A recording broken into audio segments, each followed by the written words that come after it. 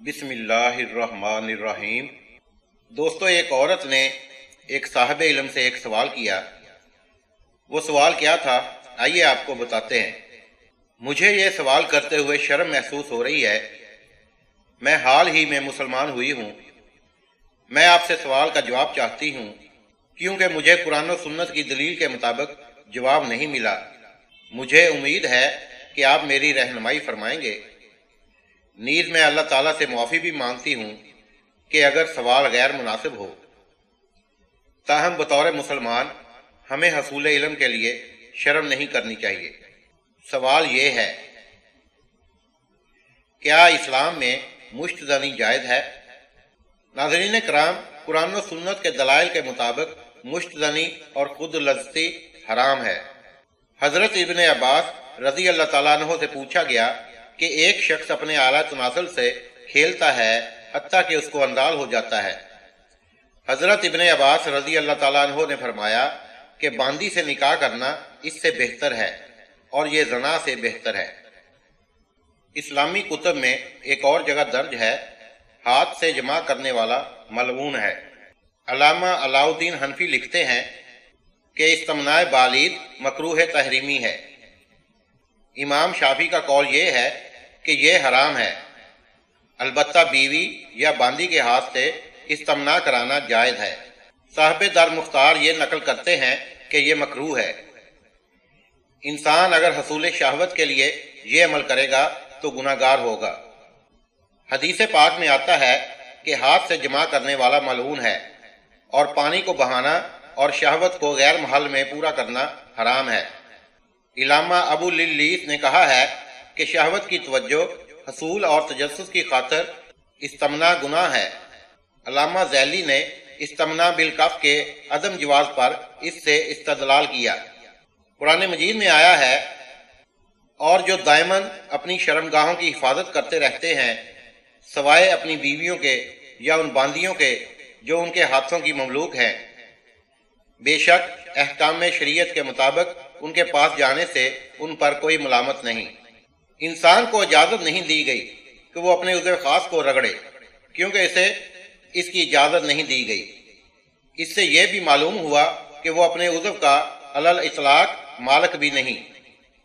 यही वजह है कि जब वो अपने वजूद का, जिस्म का, हत्ता कि अपने अज़ा का मालिक ही नहीं, तो वो इन अज़ा को शहवत, गलतकारी या गुनाह के लिए इस्तेमाल नहीं कर सकता।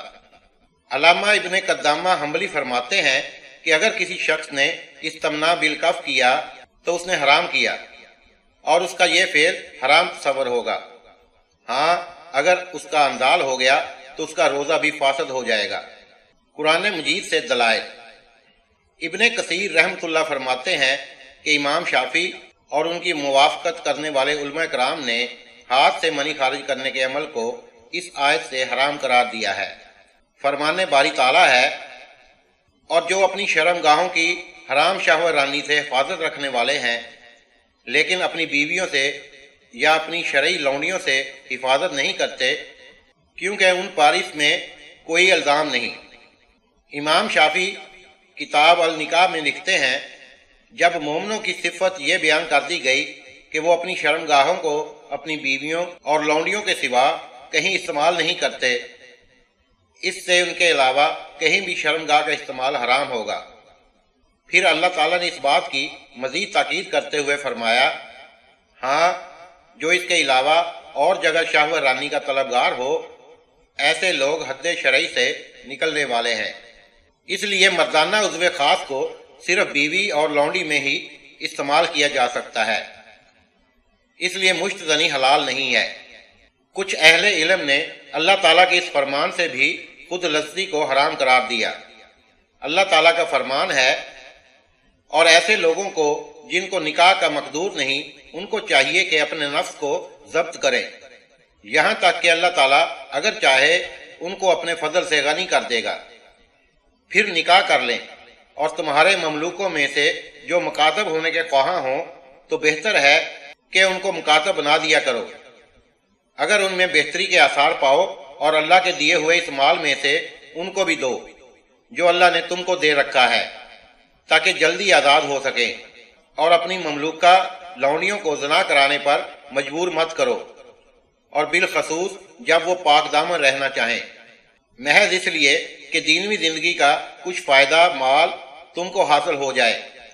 और जो शख्स इनको मजबूर कर देगा तो अल्लाह ताला उनके मजबूर किए जाने के बाद उनके लिए बख्शने वाला मेहरबान है। अहादीस नबविया से खुद लज़्ज़ती के दलाइल। उलमा कराम ने सैयदना अब्दुल्ला बिन मसूद रज़ी अल्लाह ताला अन्हो की रवायत को दलील बनाया कि जिसमें है कि नबी करीम सल्लल्लाहु अलैहि वसल्लम के साथ थे और हमारे पल्ले कुछ नहीं था, तो आप सल्लल्लाहु अलैहि वसल्लम ने फरमाया, नौजवानों की जमात जो तुम में से शादी की ज़रूरियात, शादी के अखराजात और जमा की कुव्वत रखता है वो शादी कर ले, क्योंकि ये नज़रों को झुकाने वाली है और शर्मगाह को तहफ़्फ़ुज़ देने वाली है। और जिसके पास इस्तिताअत ना हो वो रोज़े लाज़मी रखे, ये इसके लिए तोड़ है, यानी हराम में वाक़ होने से रुकावट बन जाएगा। नबी करीम सल्लल्लाहु अलैहि वसल्लम ने शादी की इस्तिताअत ना रखने की सूरत में रोज़ा रखने की तलकीन फरमाई। हालांकि रोज़ा रखना मुश्किल काम है, लेकिन आपने खुद लज़्ज़ती की इजाज़त नहीं दी। हालांकि खुद लज़्ज़ती रोज़े की बेनिस्बत मुमकिना आसान हल है और ऐसी सूरत में फौरी हल भी है, लेकिन फिर भी आप सल्लल्लाहु अलैहि वसल्लम ने इसकी इजाज़त नहीं दी। इस मसले के बारे में मज़ीद दलाइल भी है, लेकिन हम इन्हीं पे इक्तफ़ा करते हैं। वल्लाहु आलम। अब रहा ये मसला कि जो शख्स इस गुनाह में मुलव्वस हो तो इसके लिए बीमारी से बचने के लिए मुतअद्दिद मशवरे और अमली इक़दाम क्या हैं। नंबर 1, इस गुनाह से बचने का मुहर्रक ये हो कि मैंने अल्लाह के हुक्म की पासदारी करनी है और अल्लाह की नाराज़गी से बचना है। नंबर 2, इस बीमारी को जड़ से उखाड़ फेंकने के लिए रसूल करीम सल्लल्लाहु अलैहि वसल्लम की नसीहत पे अमल करे और शादी कर ले। नंबर 3, मुश्तदनी और खुद लस्ती की तरफ ले जाने वाले ख्यालात और वसवसों से दूर रहे। अपने जहन और फिक्र को दीनी और दुनियावी मुफीद सरगर्मियों में मशगूल रखे, क्योंकि वसवसों में पढ़कर इन्हीं में घिरते चले जाने से वसवसों का इंसान पर तसल्लुत कायम हो जाता है और फिर बीमारी आदत बन जाती है और इससे खलासी पाना मुश्किल हो जाता है। नंबर 4, नज़रों की हिफाजत करें, क्योंकि हिजान अंगेज तस्वीर या वीडियो देखने से शहवत भड़कती है और इंसान हराम काम पर आमादा हो जाता है। इसीलिए अल्लाह ताला का फरमान है, आप कह दें मोमिनों को वो अपनी नज़रें झुकाकर रखें। इसी तरह नबी करीम सल्लल्लाहु अलैहि वसल्लम का फरमान है, एक नज़र के बाद दूसरी मर्तबा नज़र मत दौड़ाओ। तिरमिज़ी और सही अल जामिया में अल्बानी ने इसे हसन करार दिया है। लिहाजा पहली नज़र वो है जो अचानक पड़ जाए, तो अचानक पड़ने वाली नज़र में कोई गुनाह नहीं है, लेकिन दूसरी नज़र हराम है। इसी तरह ऐसी जगहों से भी दूर रहें जहां पर हिजान अंगेज सूरत हाल पैदा होने का खदशा हो। नंबर 5, मुख्तलिफ किस्म की इबादत में मसरूफ़ अमल रहे और गुनाह के लिए फुर्सत ही न छोड़ें। नंबर 6, मुश्तदनी और खुद लज़्ज़ती से जिस्मानी सेहत पर रूनमा होने वाले तिब्बी नुकसानात को जहन में उजागर रखें कि इससे नज़र कमज़ोर होती है, आसाब ढीले पड़ते हैं और उज़्व खास भी कमज़ोर हो जाता है। इसी तरह कमर का दर्द शुरू हो जाता है या इस तरह के दीगर नुकसानात। अहले तिब बयान करते हैं, इन सब को जहन नशीन रखें। ऐसे ही नफ्सियाती नुकसानात, मसलन जहनी तनाव और ज़मीर की मलामत, इन सब नुकसानात में से सबसे बढ़कर ये कि नमाजें ज़ाया हो जाएंगी, क्योंकि बार बार गुस्ल करना पड़ेगा या गुस्ल करने को दिल नहीं चाहेगा, खुसूसन जब सर्दियों का मौसम हो। इसी तरह रोज़ा भी खराब हो जाएगा। नंबर 7, अपने आप को दी गई गलत तसल्लियों से दूर रखें, क्योंकि कुछ नौजवान ये समझते हैं कि अपने आप को ज़ना या लवात से बचाने के लिए खुद लज़्ज़ती जायज़ है। हालांकि ऐसा भी हो सकता है कि इंसान ज़ना या लवात के करीब ही न जा सकता हो। नंबर 8, इरादी कुव्वत और अज़्म मुसम्मम हर वक्त साथ हो, और ये कि अपने आप को शैतान के सामने ढेर मत करे। तन्हाई से बचे, मसलन रात को अकेले मत सोए। और वैसे भी नबी करीम सल्लल्लाहु अलैहि वसल्लम का फरमान है कि कोई भी शख्स अकेले रात में मत गुजारे। इसे इमाम अहमद ने रवायत किया है اور صحیح الجامعہ میں بھی موجود ہے۔ نمبر 9، نبی کریم صلی اللہ علیہ وسلم کا تجویز کردہ کارگر علاج اپنائے، یعنی روزے رکھے، کیونکہ روزہ شہوانیت کو ماند کر دیتا ہے اور جنسی خواہش کو معتدل بنا دیتا ہے۔ تاہم غیر مناسب طریقے مت اپنائے کہ قسم اٹھا لے کہ آئندہ ایسا نہیں کروں گا، یا نظر مان لے، کیونکہ اگر اس نے دوبارہ یہی کام کر لیا تو یہ قسم توڑنے کی بنا پہ ایمان میں کمی کا باعث ہوگا۔ اسی طرح ایسی ادویات مت استعمال کرے جو شہوت کو ٹھنڈا کر دیں، کیونکہ ان سے طبی اور جسمانی نقصانات رونما ہو سکتے ہیں، کیونکہ صحیح حدیث میں یہ بھی منع ہے کہ انسان ایسی چیزیں کھائے جن سے شہوت کلی طور پر ختم ہو جائے۔ نمبر 10، سوتے وقت سونے کے اذکار کی پابندی کرے، دائیں کروٹ پہ سوئے اور منہ کے بل اوندھا مت لیٹے، کیونکہ نبی کریم صلی اللہ علیہ وسلم نے اس طرح لیٹنے سے منع فرمایا ہے۔ نمبر 11، گناہوں سے دوری اور پاک دامنی کا دامن کبھی نہ چھوڑے، کیونکہ حرام کاموں سے رکے رہنا ہمارے لیے لازمی ہے۔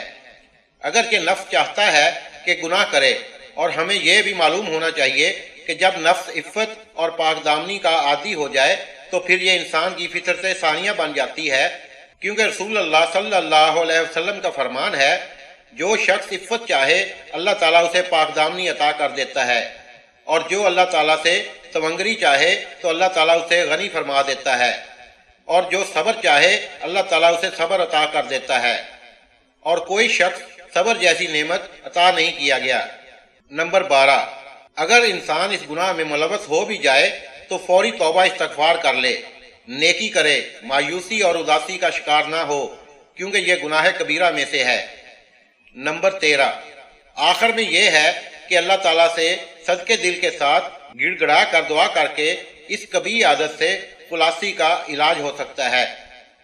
یہی سب سے مؤثر علاج ہے، کیونکہ جب بھی کوئی اللہ کو پکارتا ہے اللہ تعالیٰ دعا کرنے والے کی دعا سنتا ہے۔ واللہ عالم۔